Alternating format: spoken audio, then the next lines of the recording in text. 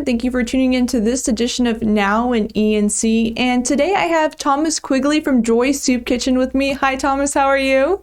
Hey, Victoria. I'm doing great. How are you? I'm doing good for a Tuesday. So let's go ahead and talk about Joy Soup Kitchen. First of all, where is it located and what is it? Joy Soup Kitchen, it's located over at 700 Albemarle Avenue. It's off of Dickinson, go heading downtown, behind the Cintas uniform place, after you go by the 14th Street light. What it is, it's the only soup kitchen in Pitt County. And we serve 5 lunches a day from 10:30 to 12:30, and we serve 4 dinners a week from, 5 lunches a week, 10:30 to 12:30, and we do 4 dinners a week from 5 to 6. They can eat inside for lunch, but at night it's just takeout because we're only open an hour. Right. And so your accent tells me that you're not from Greenville, North Carolina. Where are you from? I'm from Boston. I'm not from here at all.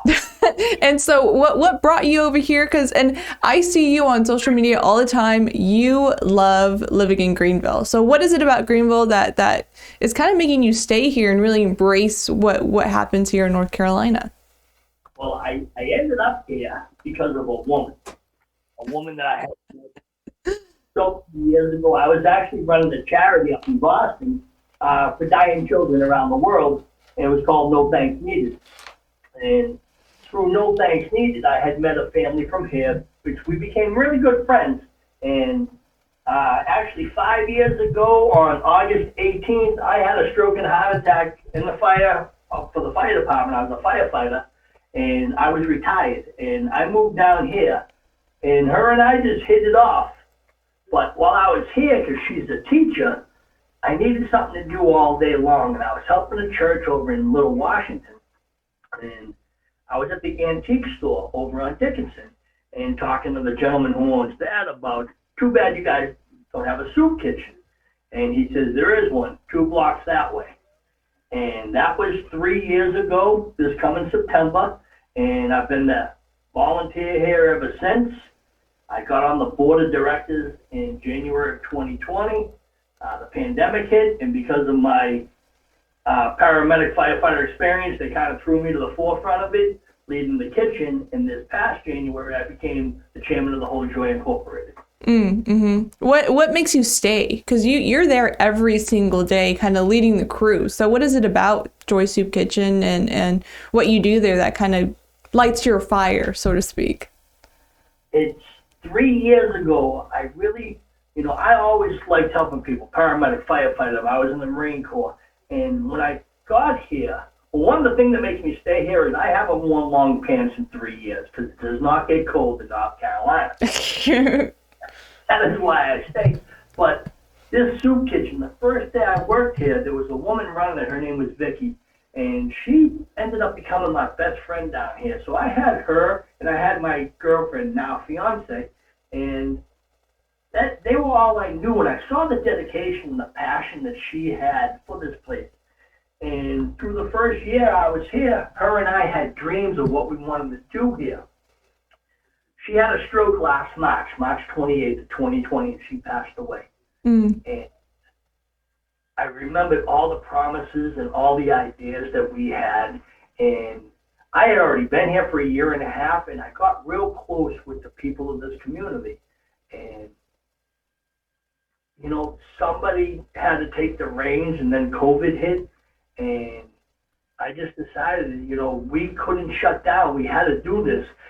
And since then, I have developed relationships with the people of this community that it's every day. They see me on the street. It's, hi, hey, what's going on? And knowing that every day you get up and you help somebody through that day, you give a person a reason to smile that day.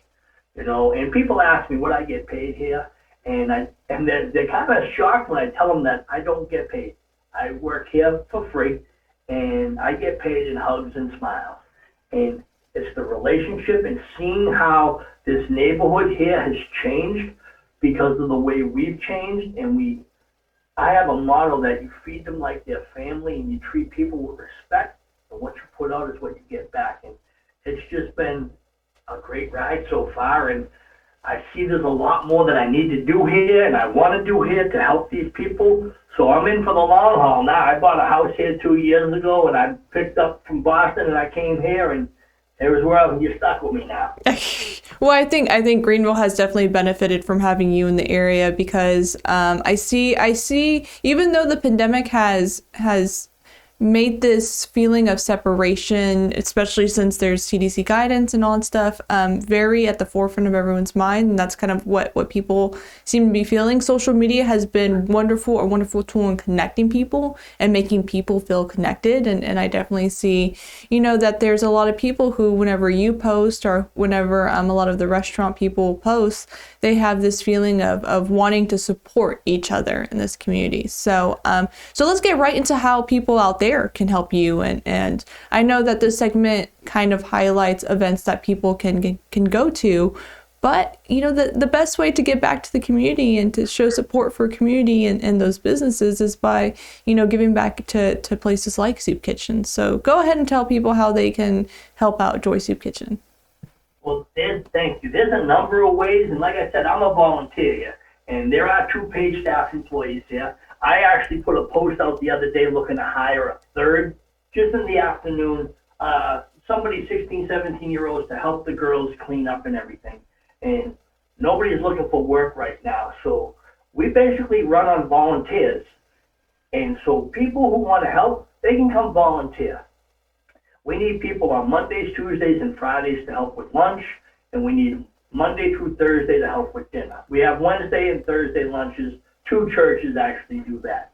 So we need boots on the ground. If they can't come in every day, we make sure people get a protein. They get a fruit, a vegetable, a snack, because everybody likes a dessert, and it just makes you feel a little bit better when you're at the end of your meal and there's like a treat there for you. So people can actually go out and they can donate little fruit cups. They can donate little individual snack packs, Jell-O, pudding, cookies, whatever, to give to us. A couple days a week we do sandwiches, so people can drop off bread. They can drop off lunch meat, or we've had restaurants, and I gotta say the restaurants saved this place last year, and the restaurants continue to be fully behind Joy Soup Kitchen. I mean, Basil's, La Rivera, to name a few, Beaker's Brisket.